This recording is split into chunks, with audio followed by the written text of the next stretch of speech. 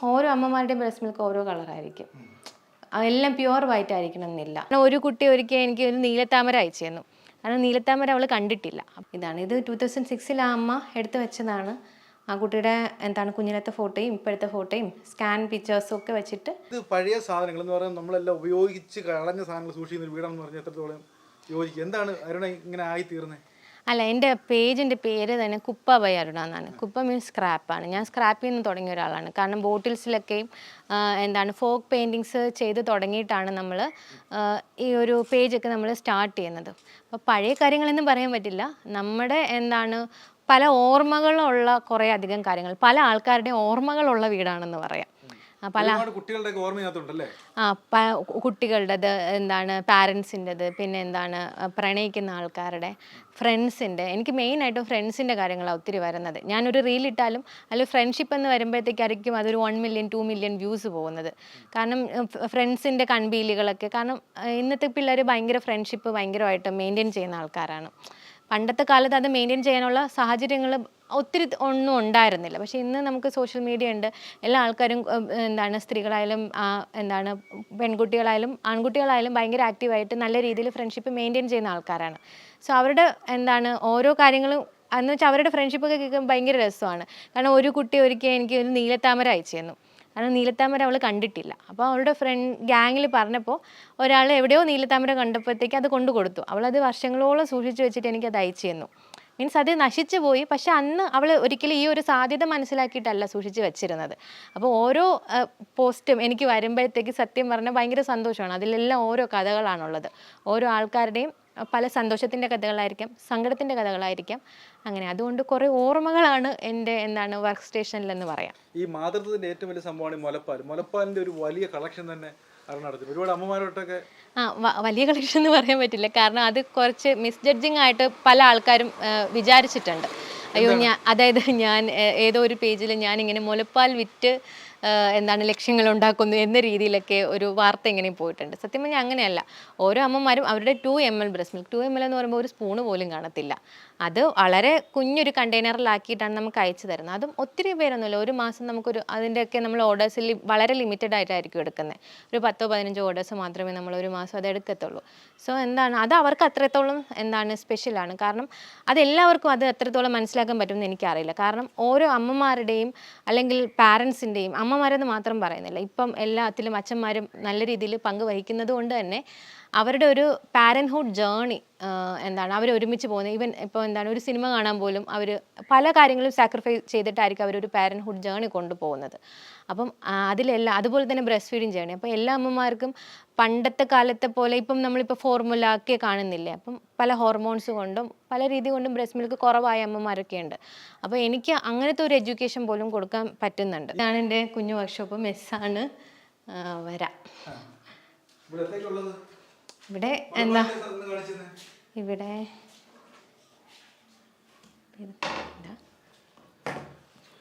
ഇതിപ്പോൾ നമ്മൾ breast milk ഗോൾഡിലും സിൽവറിലും ചെയ്ത 2 ഓർണമെൻറ്റ്സ് ആണ്. ഇത് ഗോൾഡാണ്, 916 ഗോൾഡാണ്. ഇത് 925 സിൽവറാണ്. അതെ. അത് ഇപ്പം ഓരോ അമ്മമാരുടെയും ബ്രസ്റ്റ് മിൽക്ക് ഓരോ കളറായിരിക്കും. എല്ലാം പ്യുവർ വൈറ്റ് ആയിരിക്കണം എന്നില്ല. അപ്പം ആ ഒരു രീതിയിൽ അവരുടെ ബ്രസ്റ്റ് മിൽക്കിൻ്റെ കളർ എങ്ങനെയാണോ ആ ഒരു രീതിയിലായിരിക്കും വരുന്നത്. പിന്നെ ഇതിൻ്റെ ബാക്കിൽ ഇതിൽ ഗോൾഡാണ് വരുന്നത്, ഇത് സിൽവറിലാണ് വരുന്നത്. അപ്പോൾ അതിൻ്റെ ഒരു റിഫ്ലക്ഷൻ കാണും. ഉണ്ട്. ഇതൊരു പപ്പിയുടെ ഹെയറാണ്. ആ പപ്പി പോയപ്പോൾ അത് ആ പുള്ളിക്കാരനെ എടുത്ത് വെച്ചതാണ്. അപ്പം ഓരോ ആൾക്കാർക്കും ഓരോ കാര്യത്തിൻ്റെ അടുത്തും ഓരോ രീതിയിലുള്ള ഇമോഷണൽ അറ്റാച്ച്മെൻ്റ് ആയിരിക്കും. അതെ. കാരണം ഇത് അവർ ഒരിക്കലും ഇങ്ങനെ ചെയ്യണമെന്ന് അവർ വിചാരിച്ചിട്ടേ ഉണ്ടായിരുന്നില്ല, അല്ലെങ്കിൽ അറിയത്തേ ഉണ്ടായിരുന്നില്ല. കാരണം ആ കുട്ടിയുടെ ജനിച്ച ആ ഒരു ഡേറ്റ് തന്നെ 2006 ആണ്. എനിക്ക് മെയിനായിട്ടും വരുന്നത് എപ്പോഴും ഒരു 2020 ശേഷമുള്ള ഇതാണ്. ഇത് 2006 ആ അമ്മ എടുത്ത് വെച്ചതാണ്. ആ കുട്ടിയുടെ കുഞ്ഞിലത്തെ ഫോട്ടോയും ഇപ്പോഴത്തെ ഫോട്ടോയും സ്കാൻ പിക്ചേഴ്സും ഒക്കെ വെച്ചിട്ട് നമ്മൾ ചെയ്തൊരു. അതെ. അല്ല, അവർക്കത് സൂക്ഷിച്ചു വെക്കാനായിട്ട് എന്ന് വെച്ചാൽ അവർ ഇത്രയും നാളത് സൂക്ഷിച്ചു വെച്ചപ്പോൾ ഇനി അത് നശിച്ചു പോയാലോ എന്ന രീതിയിൽ. അപ്പോൾ റെസിൻ ആകുമ്പോഴത്തേക്ക് അത് അത്രത്തോളം നല്ല രീതിയിൽ കുറേ കാലം ഇരിക്കുമല്ലോ. എന്ത് സാധനം ചെയ്യാൻ പറ്റും അല്ലേ? യെസ് നമുക്ക് ചെയ്യാം. അതായത് നമുക്ക് വെള്ളത്തിൻ്റെ അംശമില്ലാത്ത എന്തും നമുക്ക് ചെയ്യാൻ പറ്റും. വെള്ളത്തിൻ്റെ അംശം ഉണ്ടെങ്കിൽ നമുക്കത് ഡ്രൈ ചെയ്തിട്ടേ പറ്റത്തുള്ളൂ. ഇത് വേറെ സംഭവം, ഇതും അങ്ങനെ ഒരു സംഭവം തന്നെയാണ്. പക്ഷെ ഇത് കംപ്ലീറ്റ്ലി നമ്മൾ ചെയ്തിട്ടില്ല, ഈ മോൾഡിൽ നിന്ന് എടുത്തിട്ടില്ല നമ്മൾ.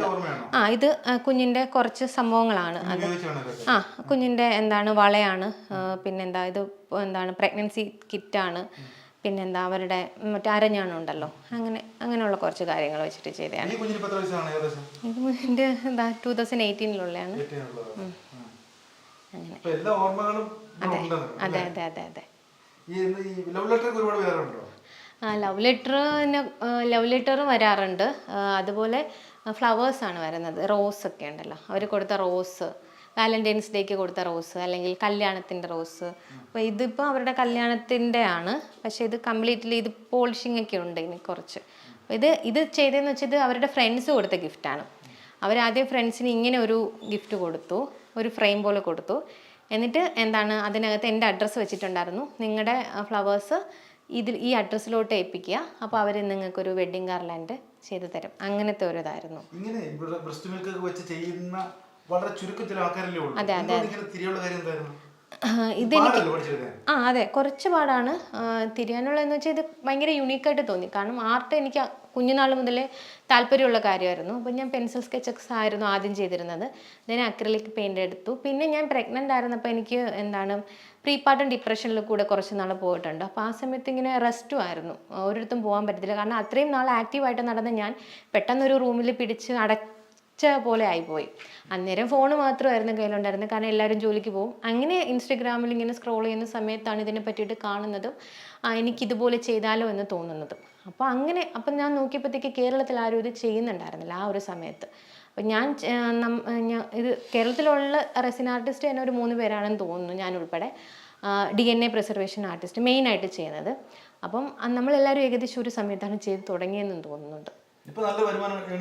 അതെ അതെ, ഏൺ ചെയ്യുന്നുണ്ട്. നല്ല രീതിയിൽ ഏൺ ചെയ്യാൻ പറ്റുന്നുണ്ട്. കാരണം നമ്മളതിൽ നമ്മുടെ എത്തിക്സും അങ്ങനെയുള്ള കാര്യങ്ങളെല്ലാം കറക്റ്റായിട്ട് ഫോളോ ചെയ്യുന്നതുകൊണ്ട് നമുക്ക് അത്യാവശ്യം തരക്കേടില്ലാത്ത. കാരണം ആദ്യം ഇത് ഞാൻ മാത്രമായിരുന്നു, എൻ്റെ മാത്രം ആയിരുന്നു.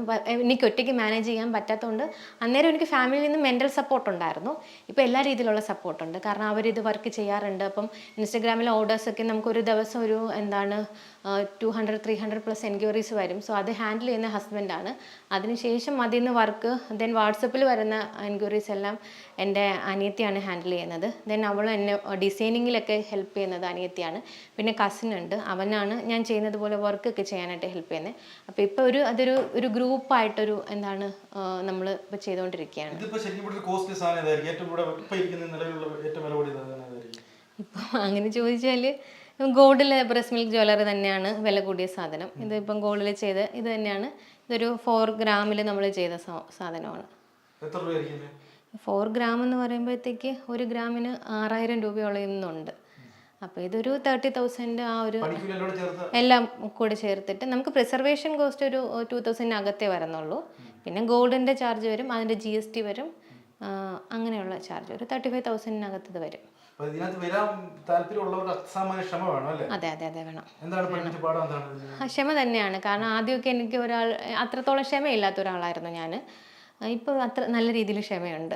ഒരാളെൻ്റെ അടുത്ത് അത്രയും ഒരു ആറ്റിറ്റ്യൂഡോട് സംസാരിച്ചാൽ പോലും ഓക്കെ, അവരെ മനസ്സിലാക്കി. കാരണം അത്രയും ആൾക്കാരുടെ അടുത്ത് നമ്മൾ എത്രത്തോളം ആൾക്കാരുടെ അടുത്ത് സംസാരിക്കുന്നു, നമ്മൾ എത്രത്തോളം സഞ്ചരിക്കുന്നു, അത്രത്തോളം നമ്മൾ നല്ല പ്യുവറായിട്ടുള്ള ആൾക്കാരായിട്ട് മാറും എന്നാണ് ഇതിൽ വന്നതിന് ശേഷം ഞാൻ മനസ്സിലാക്കിയ കാര്യം. എനിക്ക് അത്യാവശ്യത്തിന് നല്ല ദേഷ്യവും അല്ലെങ്കിൽ ആറ്റിറ്റ്യൂഡൊക്കെ ആറ്റിറ്റ്യൂഡല്ല, എന്നാലും പെട്ടെന്ന് തിരിച്ച് പറയുന്നതൊക്കെ ഉള്ള ഒരാളായിരുന്നു. പക്ഷേ ഇപ്പം ഞാൻ ഒരു ദിവസം തന്നെ എത്ര പേരടുത്ത് സംസാരിക്കുന്നതെന്ന് എനിക്കറിയില്ല. അപ്പോൾ അവരുടെ അനുഭവങ്ങൾ കേൾക്കുമ്പോൾ, അവരുടെ എക്സ്പീരിയൻസ് കേൾക്കുമ്പോൾ, അവരുടെ സന്തോഷം കാണുമ്പോഴത്തേക്ക് എന്നെ ഈ ആർട്ട് കുറച്ചും കൂടി ബെറ്റർ ആയിട്ടുള്ളൊരു ഹ്യൂമൻ ബീയിങ് ആക്കുകയാണ് ചെയ്തത്.